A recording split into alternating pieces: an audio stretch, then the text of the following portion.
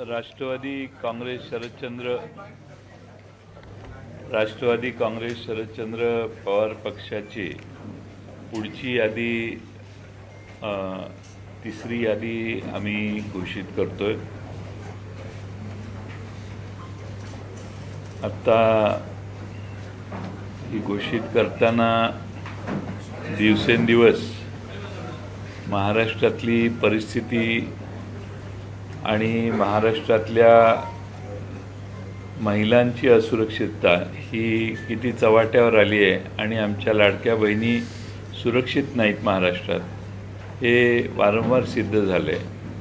आज सकाळी वांद्र्याला रेल्वे स्टेशनवर चेंगराचेंगरी करून जवळपास 9 जण जखमी झाले। 2 जणांची प्रकृती अत्यवस्थ आहे। अशी वांद्र्यात पहाटे झालेली गर्दी ही देखील या सरकारला सांभाळता आली नाही किंवा त्यात काही योग्य व्यवस्थापन करता आलेलं नाही। या सरकारचं आणि दिल्लीच्या सरकारचं लक्ष फक्त बुलेट ट्रेनसारख्या मोठ्या प्रकल्पांकडे आहे। मुंबई नगरीमधल्या उपनगरात आमचे प्रवास करणारे मुंबईकर बांधव यांनी या चेंगराचेंगरीला तोंड द्यायचं आणि काही लक्झरी रेल्वे देशात सुरू करून श्रीमंत वर्गाचे चोचले पुरवण्याचं काम भारतीय जनता पक्षाने सातत्यानं केलेलं आहे।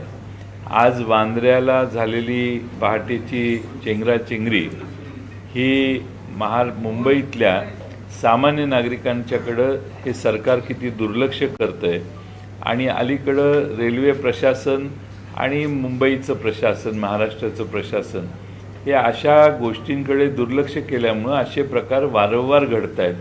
ही अतिशय चिंतेची बाब आहे। मुंबईकरांच्या रेल्वेतनं प्रवास करत असताना त्यांची सुरक्षितता बघणं हे सरकारचं अग्रक्रमाने काम होतं, पण सरकारने त्या बाबतीत कायम दुर्लक्ष केलं। आज वांद्र्याला ही घटना घडली। पहाटे सकाळच्या वेळी आणि संध्याकाळच्या वेळी रेल्वेतली गर्दी ही योग्य त्याचं नियोजन केलं नाही तर अशा प्रकारचे प्रसंग घडतात हे माहीत असून देखील आज वांद्र्याला अतिशय दुर्दैवी प्रकार घडला। मी राष्ट्रवादी काँग्रेस पक्षाच्या वतीने ज्यांच्यावर ही जबाबदारी आहे त्या सर्वांचाच निषेध करतो। आम्ही मुंबईतल्या सामान्य नागरिकांनी श्रीमंतांनी लक्झरी ऐश्वर्यात जगायचं, महाग तिकीटं काढून रेल्वेने आणि विमानाने प्रवास करायचे, पण कष्टकरी वर्ग जो साध्या रेल्वेत प्रवास करतो त्याने मात्र चेंगराचेंगरीला तोंड द्यायचं। ही आज मुंबईकरांची झालेली अवस्था इथं मुंबईतच नाही सगळ्या महाराष्ट्रात लोक अनुभवत आहेत आणि श्रीमंतांचं चोचले करणारे हे सरकार हे सतत महाराष्ट्रातल्या जनतेकडे दुर्लक्ष करत आलेत। याची अनेक उदाहरणं आहेत। मी अपेक्षा करणार आहे की महाराष्ट्रातली जनता याच्यातून निश्चितपणानं उद्याच्या निवडणुकीत आपली प्रतिक्रिया देईल। समस्त मुंबईकर देखील जे रेल्वेनं प्रवास करणारे आहेत आणि जे कष्ट करणारा वर्ग आहे ते महाराष्ट्रात मुंबईत जे रेल्वेकडे दुर्लक्ष झाले, केंद्र सरकारने जेव्हापासून रेल्वेचं बजेट हे बंद केलेलं आहे तेव्हापासून रेल्वेच्या समस्या वाढत आहेत आणि रेल्वेच्या प्रश्नांकडे लक्ष देण्यासाठी केंद्र सरकारला वेळ मिळत नाही, त्यातनं असे घटना घडतात असं माझं मत आहे। आज राष्ट्रवादी काँग्रेस पक्षाच्या वतीनं आम्ही तिसरी एक छोटीशी यादी या ठिकाणी उमेदवारांसहित जाहीर करतो। आम्ही विधानसभा मतदारसंघ 35 वाशिम जिल्ह्यातला कारंजा या गायक पटणी हे आमचे उमेदवार असतील। विधानसभा नंबर 46 हिंगणघाट इथं अतुल वांदिले हे आमचे उमेदवार असतील। विधानसभा मतदारसंघ 50 नागपूर हिंगणा या ठिकाणी रमेश बंग हे आमचे उमेदवार असतील।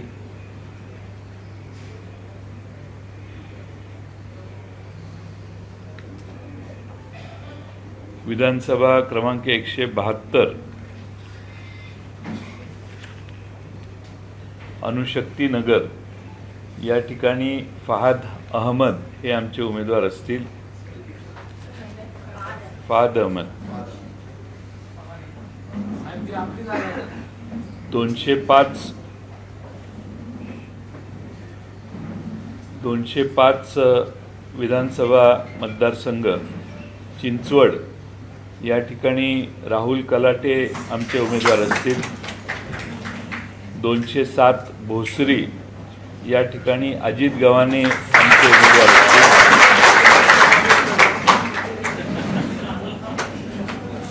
229 बीड माजलगाव या ठिकाणी मोहन बाजीराव जगताप हे आमचे उमेदवार असतील.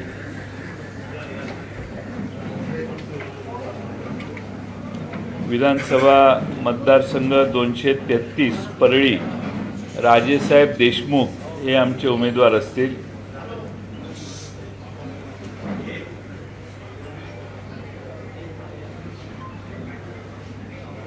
विधानसभा मतदारसंघ 247 सोलापूर जिल्ह्यातील मोहोळ मतदारसंघात कुमारी सिद्धी रमेश कदम ही उमेदवार असेल. ही टाटा इन्स्टिट्यूट ऑफ सोशल सायन्समध्ये पोस्ट ग्रॅज्युएशन हिनं केलं आहे आणि अत्यंत सुशिक्षित मुलगी आहे आणि ती मुंबईच्या टाटा इन्स्टिट्यूट ऑफ सोशल सायन्समध्ये शिकलेली आहे आणि तिचा NGOमध्ये 2 वर्षाचं काम करण्याचा अनुभव आहे. त्यामुळं कुमारी सिद्धी रमेश कदम ही आमची सोलापूर मोहोळला उमेदवार असेल. ही उमेदवारी दिल्यामुळे आमच्या विधानसभेच्या उमेदवार यादीत 11 महिला होत आहेत, याचाही आम्हाला विशेष आनंद आहे. आम्ही लाडकी बहीण म्हणून नुसत्या घोषणा करत नाही, तर कृतीशील कार्यक्रम आम्ही केलेला आहे.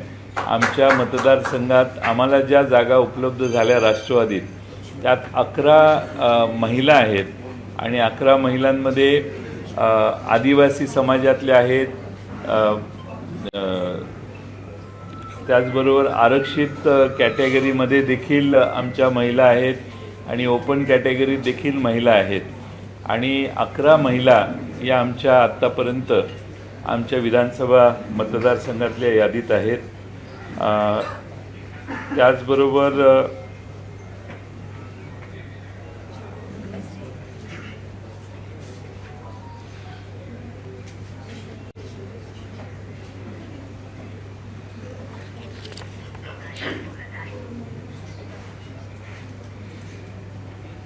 बाकीचे उमेदवार हे आम्ही आपणाला थोड्या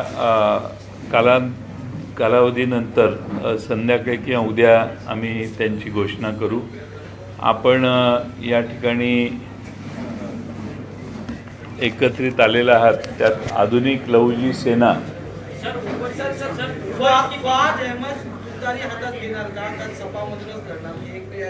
मी राष्ट्रवादीचे उमेदवारांची यादी घोषित करतोय. पक्षप्रवेश करूनच मी इथं आलोय.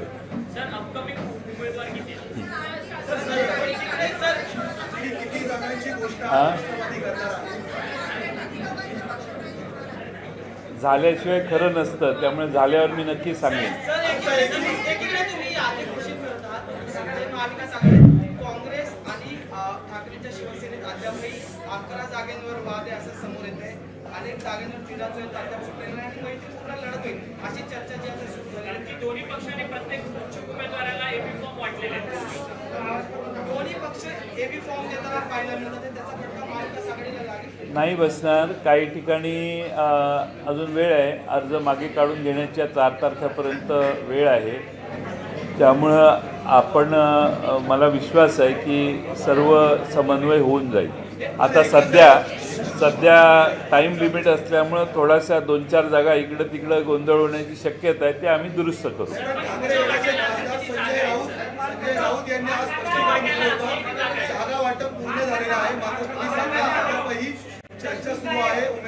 आपला प्रश्न काय आहे की काही ठिकाणी डबल एबी फॉर्म 2 पक्षांचा गेलेला आहे.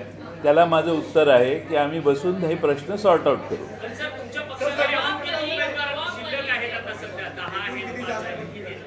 आहेत शेवटचे 2 दिवस पाच सात आठ नावं असतील अजून.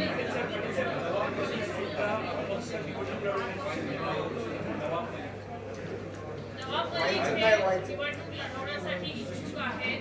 एकीकडे हिंदुत्ववादी विचार आणि त्यांच्यावरती असणारे गंभीर आरोप त्यानंतर भाजपनं विरोध केलेला होता. मुख्यमंत्र्यांनी त्यांना सभागृहामध्ये त्यांना देशद्रोही असं म्हटलेलं. नवाब मलिक यांनी स्वतःच्या कन्येला भारतीय जनता पक्षाच्या मित्र पक्षातून निवडणूक लढवण्याची परवानगी दिलेली आहे. याचाच अर्थ नवाब मलिकला तिकीट देण्यात भारतीय जनता पक्षने नवाब मलिकच्या मुलीला दिलं. म्हणजे काय तर जे आरोप नवाब मलिक यांच्यावर केले आम्ही नाही केलेले. आम्ही तर उलट त्यांच्या बाजूने ते शिफारस समेत त्यांचे बाजूच मांडत होतो. पण भाजपने ठामपणाने जे आरोप केले ज्याच्यासाठी त्यांना तुरुंगवास झाला त्यांना बरोबर घेण्याची व्यवस्था भारतीय जनता पक्षाने केलेली दिसते. लाडकी बहीण योजना बंद करण्याचा डाव आहे अशा पद्धतीचा एक व्हिडिओ व्हायरल होतो ज्याच्यामध्ये भाजपनं काँग्रेसला आणि राष्ट्रवादीला डिवचलेला आहे आणि त्यात असं दाखवण्यात आलंय की एकूणच भाजपने जी योजना आणली ती योजना आगामी काळामध्ये जर महाविकास आघाडी आली तर बंद होईल. भारतीय जनता पक्ष आणि त्यांचे जे मित्र पक्ष आहेत त्यांनी लाडकी बहीण योजनामध्ये आता पैसे नाहीत म्हणून या महिन्यात पैसे द्यायचं बंद केलेलं आहे. योजना त्यांनीच बंद केलेली आहे.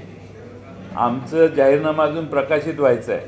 तो जाहीरनामा प्रकाशित होईल त्यावेळी या योजनेबद्दल महाविकास आघाडीची भूमिका स्पष्ट होईल.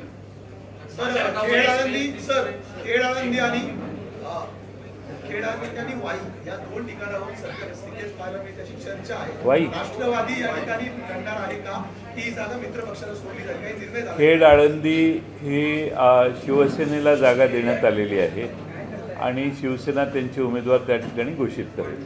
वाई संदर्भात काही भूमिका झाली? वाई आम्ही जाहीर करणार आहे. तुम्हाला कोण सांगतो प्रश्न विचारायला? तुम्ही दुसऱ्याच्या बुद्धीने प्रश्न विचारू नका.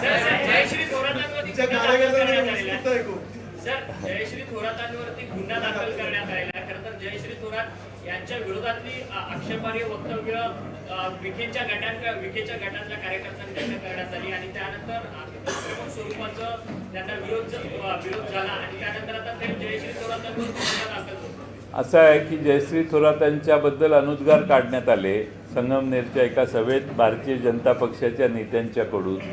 लाडकी बहीण एका बाजूनं म्हणायचं आणि त्याच बहिणीला शिव्या घालायच्या हा त्यातला प्रकार आहे. पण लाडक्या बहिणीच्याबद्दल जे अत्यंत अश्लील असे शब्दप्रयोग वापरण्यात आले असं महाराष्ट्रातल्या महिला कधीही सहन करणार नाही. बरं जिला आपण अतिशय अपशब्द वापरले तिच्यावरच पुन्हा केस करतात.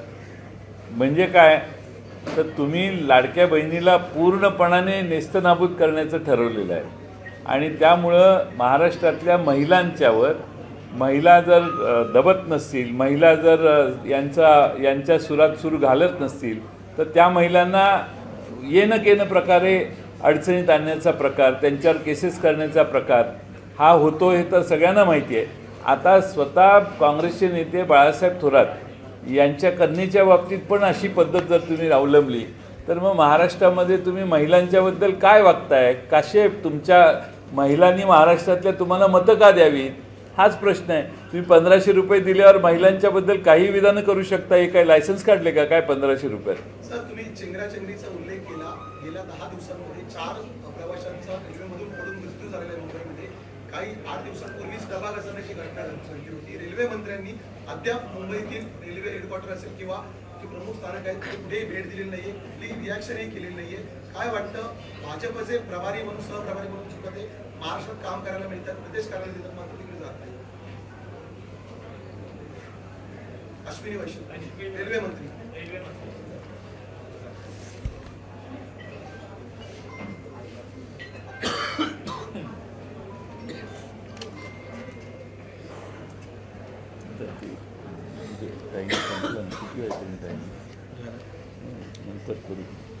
हां रेल्वे मंत्री अश्विनी वैष्णव आहेत जे महाराष्ट्रामध्ये भाजपचे सहप्रभारी आहेत.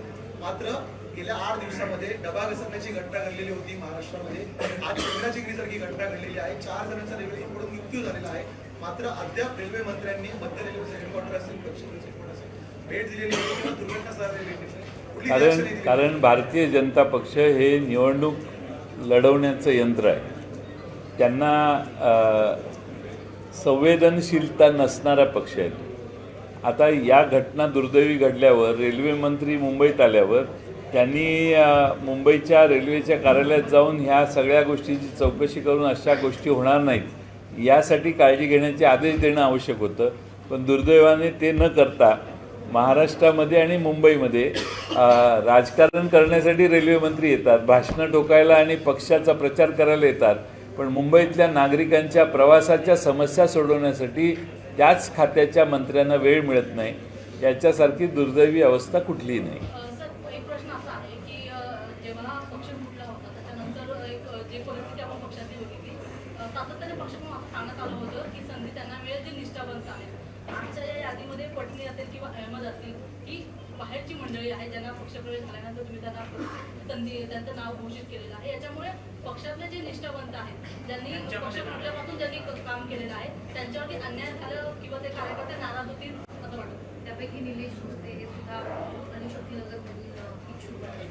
अणुशक्तीनगरमधनं खूप सारी लोक इच्छुक असं आहे की अणुशक्तीनगरमध्ये आमच्याकडे फार चांगले कार्यकर्ते होते, पण एकंदरच फहाद अहमद हे अलीकडच्या काळामध्ये त्या ठिकाणी तिथले स्थानिक राहणारे आहेत, तिथेच राहतात ते फहाद अहमद. सर ते आत्ता तिथं राहतात, त्यामुळं गेले 7 महिन्यापासून आणि त्यांना पक्षाने प्रायोरिटी द्यायचं ठरवलेलं आहे.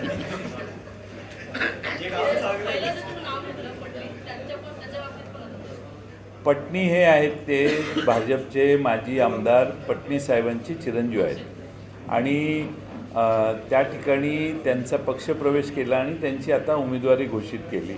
आम्हाला शेवटी भारतीय जनता पक्ष सोडून या ठिकाणी फ्लो वाढलेला आहे. अनेक लोक इच्छुक आहेत आमच्या पक्षात येऊन उमेदवारी करण्यासाठी. पटणी हे तरुण आहेत आणि त्यांची सामाजिक दृष्ट्या त्या भागातली प्रभाव लक्षात घेता आम्हाला वाटलं की ते योग्य उमेदवार आहेत. त्यामुळे निष्ठावंतांवरती अन्याय होते असं वाटतं. थोडासा अन्याय होतोय, पण संख्येला महत्त्व आहे राजकारणात आणि संख्येला संख्या असेल तर तुमची आमची भेट होईल. नाहीतर तुम्ही आम्हाला विचारायचं काय? तुम्ही पत्रकार आहे? हां, थोडं लोकसभेला महायुतीचा कार्यकर्ता उपाशी होता आणि महाविकास आघाडीचा कार्यकर्ता उपाशी होता. उपाशी नापाशी उन्हातानाचं महाविकास आघाडीच्या कार्यकर्त्यांनी प्रचार केला. दिवाळी येते सण प्रचाराच्या दरम्यान महाविकास आघाडीच्या कार्यकर्त्याचं तोंड तुम्ही कसं गोड करणार आहात? आणि दुसरा प्रश्न, महाविकास आघाडीच्या जागा वाटपामध्ये 36 जागा आहेत, त्याच्यामध्ये NCP SP जरा बॅकफूटवर आहे असं वाटत नाही का आपल्याला? कारण दक्षिण मुंबईमध्ये बशीर पटेल आणि सचिन अहिरान नंतर एकही आमदार घडला नाही, निवडून आला नाही. आणि घाटकोपर पश्चिमची जागा NCP SP जिंकू शकते, पण ती मित्र पक्षाकडे गेली. याच्याबद्दल काय आपण स्पष्टीकरण द्या? तुमचं नाव काय? मंगेश कदम. कुठल्या वर्तमानपत्राचे? Independent journalist. इंडिपेंडंट जर्नलिस्ट म्हणजे कुणाला? शेवटी मी बोललेली बातमी कुणाला जाणार? मी पोस्ट केलं तुम्हाला पाठवतो व्हॉट्सअपला. म्हणजे ट्विट करणार तुम्ही? ट्विट नाही, व्हॉट्सअपला पाठवतो तुम्हाला, यूट्यूबवरती करणार. यूट्यूबवरती. असं आहे की मुंबई शहरामध्ये शिवसेना, काँग्रेस, राष्ट्रवादी काँग्रेस, समाजवादी पक्ष या सर्वांनी जागा मागितल्या आणि त्या जागा मागताना ज्या ठिकाणी निवडून येण्याची शक्यता आहे अशाच काही मर्यादित जागा आम्ही मागितलेल्या शिवसेनेनं आणि काँग्रेसनं. त्या बाबतीत आमच्या मुंबईच्या युनिटने शिवसेना आणि काँग्रेसच्या बरोबरच्या बैठकीत भाग घेतला आणि त्यांनी निष्कर्ष काढले आणि त्याप्रमाणे जे जागा आघाडीत एकत्रितपणाने बसून ठरल्या त्या जागा आमच्याकडे आल्या, त्या आम्ही आता जाहीर केल्या.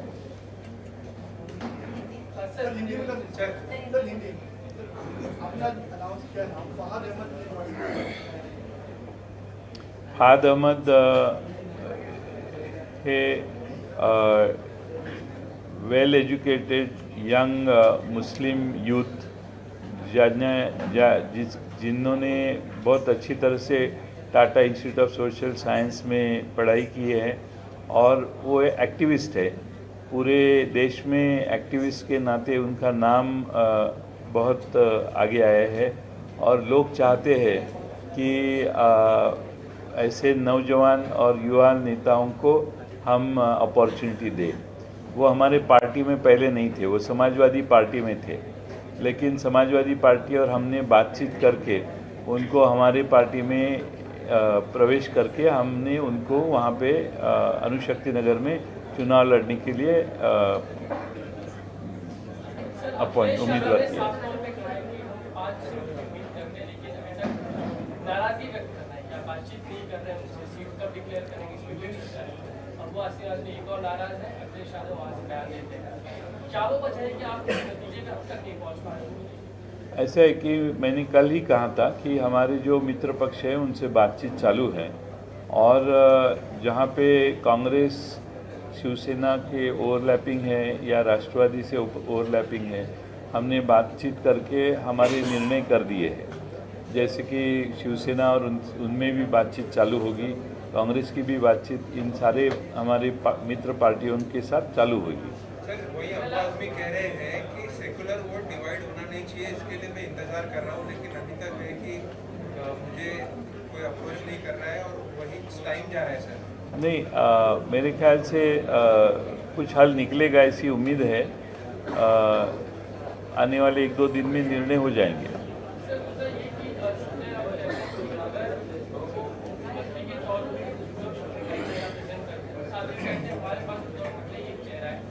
अगर कोई नाम से कांग्रेस अपना नाम बताए, अगर नाराज को लेकर नाम सामने आता है, फिर से एक बार बात मुख्यमंत्री के चेहरे को लेकर शुरू करते हैं। संजय राउत दबाव दे रहे हैं, लगातार कह रहे हैं कि महाराष्ट्र की जनता चाहती है उद्धव ठाकरे मुख्यमंत्री बने। उद्धव ठाकरे हमारे आघाड़ी के मुख्यमंत्री रह चुके हैं और उद्धव ठाकरे हमारे आघाड़ी के नेता ही है। उनके तरफ देख के, शरद पवार जी के तरफ देख के, कांग्रेस के राहुल गांधी जी है या कांग्रेस के महाराष्ट्र के जो नेता है, उनको देखते हुए ही हमारे महाराष्ट्र में वोटिंग होने वाली है। तो उसमें कोई दो राय नहीं है। उनको उद्धव ठाकरे जी के हमारी पार्टी के तीनों हमारे आघाड़ी में वो सबसे अहम और महत्वपूर्ण नेता है हमारे लिए, और उसमें कोई दो राय नहीं है।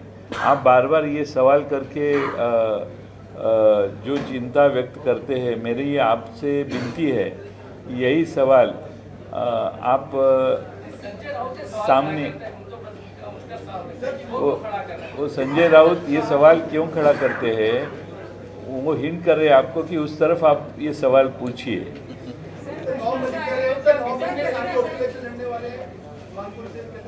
हाँ,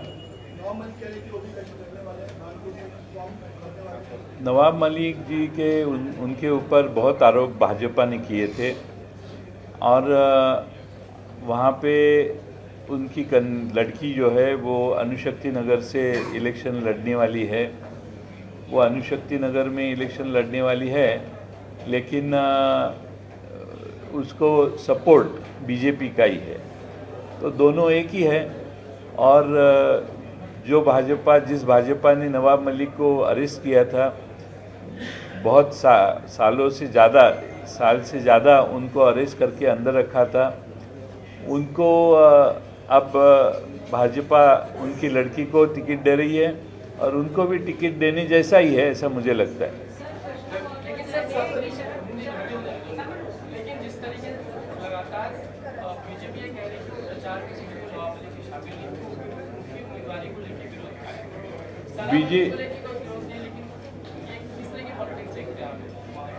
अब वो शिवाजी नगर में बीजेपी के उम्मीदवार कौन है?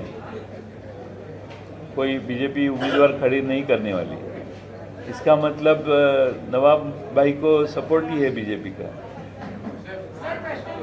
आज जो स्टैम्पीड रेलवे हुआ बैंडर टर्मिनस पे, चालक ने बड़ी लापरवाही, बड़ी संख्या में लोग जाते हैं ऐसे समय पे, लापरवाही रेलवे प्रशासन की लापरवाही है और रेलवे और केंद्र सरकार जो अमीर लोग हैं उनकी व्यवस्था में जुटे हुए हैं। जो गरीब लोग रोज़ यातायात करते हैं वो गरीब लोगों के तरफ देखते हुए सरकार ने उनकी जो स्टैम्पेड हुआ, ये किस कारण हुआ? क्योंकि वहाँ की व्यवस्था अधूरी है और अधूरी व्यवस्था पे हम गरीब लोग वहाँ ट्रैवल करते हैं और कोई अमीर लोगों की रेलवे आती है तो वहीं ऐसा कभी स्टैम्पेड नहीं होता। इसका मतलब ये है कि वो बांद्रा रेलवे स्टेशन की जो अधूरी बहुत इनकन्वीनियंस बहुत होता है लोगों को, वहाँ पे बहुत समस्या बड़ी है और रोज़ अर्ली मॉर्निंग ऐसी भीड़ वहाँ होती है। जो आज स्टैम्पेड हुआ वो उसी का कारण है और केंद्र सरकार और रेलवे प्रशासन इस तरफ ठीक नहीं देखता, ऐसे मुझे लगता है। महत्त्वाचा प्रश्न आहे की शरद पवार साहेबांकडे बघितलं जातं की महिलांच्याबद्दल महत्त्वाची भूमिका करणारे महत्त्वाचे योगदान देणारे नेते म्हणून बघितलं जातं.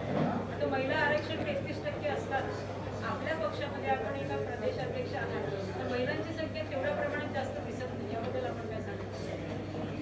महिला उमेदवारांची संख्या जास्त दिसत नाही. सगळ्यात जास्त मी सांगितलं ना, माझ्याच पक्षात आहेत 11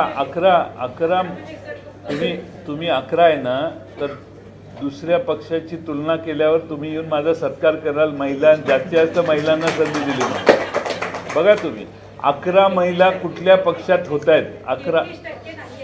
33% नाहीत पण 11% तर आहेत.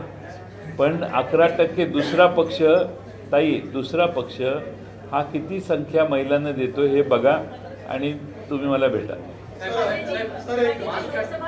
चुनाव के दौरान जब भाजपा का कैंपेन चल रहा था तो जो राम को लाए हम उनको लाएंगे ये गाना चला रही थी. महाराष्ट्र चुनाव से पहले बटेंगे तो कटेंगे ये गाने लॉन्च किया गया. इस पर क्या कहेंगे?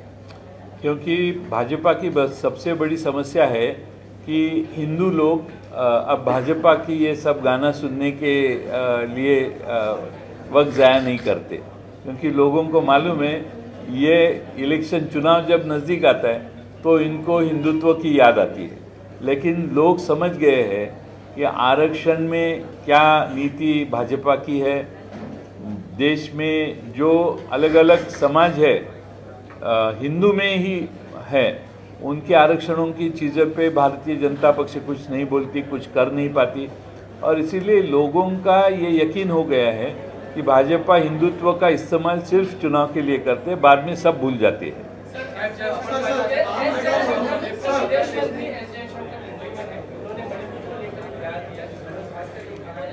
मणिपुर में समस्याएं हैं, सब मानते ही हैं, लेकिन जिस तरीके से एजेंडा चलाया जाता है कि मणिपुर को लेकर एंटी नेशनल एजेंडा है. समस्याएं हैं, हम परफेक्ट देश नहीं है, लोकतंत्र में कभी भी परफेक्ट नहीं है. ऐसे शब्द जो कह रहे हैं कि एंटी नेशनल एजेंडा है, विपक्ष चलाता है, समस्याएं हैं. मणिपुर में जो घटना हो रही है, जो हुई, जो उन लोगों ने सहन किया, वो पूरे दुनिया में किसी कंट्री में लोगों ने सहन नहीं किया. वो मणिपुर की जनता सहन कर रही है. आज भी महाराष्ट्र में आदिवासी इलाके में जाएंगे तो मणिपुर के घटना के कारण पूरे देश के आदिवासी लोग, महाराष्ट्र के आदिवासी लोग ये भाजपा के खिलाफ गए हैं. क्योंकि मणिपुर की घटना जिस तरह से उन्होंने भाजपा ने मणिपुर में इशू हैंडल किया वो बहुत गंभीर तरह से है. और महाराष्ट्र में जो आदिवासी इलाके हैं वो भी समझते हैं कि मणिपुर में इस देश में आदिवासियों को किस तरह से वहाँ पे ट्रीट किया गया. सवाल कई ऐसी सीटें जहाँ पर आपने पराठा और ऐसी सीट की नौबत क्यों आ रही है? क्या आप समय कर पाएंगे? नहीं, वो रिजल्ट हो जाएगा एक दो दिन में 4 तारीख का विड्रॉल है, उसके पहले विड्रॉ हो जाएगा. सर, माढा मतदारसंघामध्ये लोकसभेमध्ये तुम्ही सत्ता पालट म्हणून दाखवलेला होता, मात्र याच गटामध्ये प्रभाकर देशमुख जे दावेदार मानले जाते त्यांनी आज माघार घेण्याचं ट्विट काही वेळापूर्वी केलेलं आहे. राष्ट्रवादी या जागेवर लढणार आहे का? पहिला प्रश्न. दुसरा, लढणार असेल तर उमेदवाराची घोषणा कधी होऊ शकते? प्रभाकर देशमुखांच्या संपर्कात आम्ही आहोत आणि त्या ठिकाणी एकमत करण्याचा आम्ही प्रयत्न केलेला आहे. त्या एकमत करण्याच्या प्रक्रियेतूनच त्यांनी तशी प्रतिक्रिया दिलेली आहे. त्या ठिकाणी आम्ही लवकरच निर्णय घेऊन तिथला उमेदवार घोषित करू. आपल्याला आधुनिक लवजी सेना आमच्या संस्थापक अध्यक्षा नगीनाताई कांबळे आणि महाराष्ट्र राज्य सचिव भावेश भाऊ कसबे आणि लक्ष्मण भाऊ क्षीरसागर यांच्या नेतृत्वाखाली आपल्या आधुनिक लवजी सेना ही संघटना ही राष्ट्रवादी काँग्रेस पक्ष, शरदचंद्र पवार पक्ष यांच्या बरोबर सहकार्य त्यांनी करायचं ठरवलेलं आहे आणि ते सहकार्य करताना आमच्या महाविकास आघाडीत घटक पक्ष म्हणून येण्याचा देखील त्यांनी निर्णय केलेला आहे. त्याबद्दल मी आधुनिक लवजी सेनाचे सर्व महाराष्ट्रातले कार्यकर्ते, नेते आणि संघर्ष योद्धा सोमनाथ भाऊ कांबळे यांच्या नेतृत्वाखाली ही जी आधुनिक लवजी सेना आजपर्यंत चालत होती आहे, त्यांच्या नगीनाताई कांबळे ज्यांनी संस्थापक म्हणून ही संस्था स्थापन केली, संघटना स्थापन केली, त्यांचा ही महाविकास आघाडीमध्ये घटक पक्ष म्हणून सामील होण्याच्या निर्णयाचं मी महाविकास आघाडीच्या वतीने मनपूर्वक स्वागत करतो. मला विश्वास आहे की त्यांच्या सहकार्यामुळं महाराष्ट्रामध्ये आपल्या अण्णाभाऊ साठेंच्या विचाराचे सगळे महाराष्ट्रात पसरलेले कार्यकर्ते हे ठामपणाने आमच्या राष्ट्रवादी काँग्रेस आणि महाविकास आघाडीला सहकार्य करतील. प्रवेश आपणच म्हणाल नाही प्रवेश ते प्रवेश त्याचबरोबर एक प्रवेश आहे. ताई बसा, एक प्रवेश आहे. ठीक आहे ते पूर्ण नाव काय? शिवसेनेचे PC प्रदेश आणखीन एक प्रवेश या ठिकाणी करायचा आहे. सोमनाथ काशी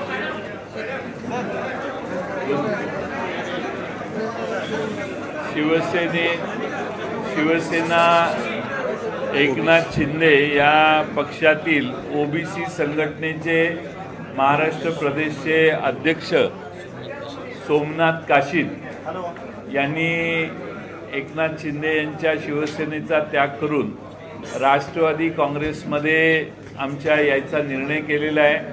सोमनाथ काशीद यांचं मी मनपूर्वक स्वागत करतो व राष्ट्रवादी काँग्रेस पक्षाच्या वतीने आम्ही त्यांचं स्वागत करताना त्यांनी हा निर्णय घेतला आणि महाराष्ट्रभर OBC संघटनेचे त्यांचे संबंधित जे कार्यकर्ते आहेत त्या सर्व OBC संघटनेतल्या कार्यकर्त्यांना महाराष्ट्रात जागरण करून शिवसेना, एकनाथ शिंदे पक्ष, भारतीय जनता पक्ष आणि सत्तेत असणारा तिसरा पक्ष या तिघांच्या विरोधी त्यांचा अनुभव घेतल्यामुळं ते अधिक प्रभावीपणाने OBC महाराष्ट्रातले जे आहेत त्यांना योग्य आणि चांगलं मार्गदर्शन करतील असा विश्वास आहे.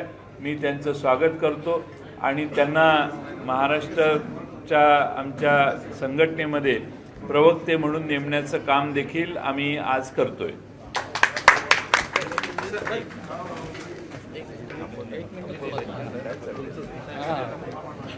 भाऊया राष्ट्रवादी काँग्रेस पक्षाचा राष्ट्रवादी काँग्रेस पार्टीचा राष्ट्रवादी काँग्रेस पार्टीचा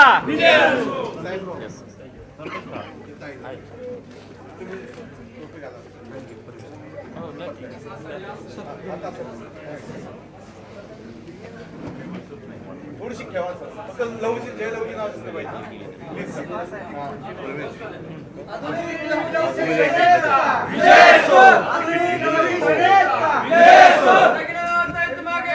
हम तुम्हारे साथ हैं. सोमनाथ कांबळे साहेबांचा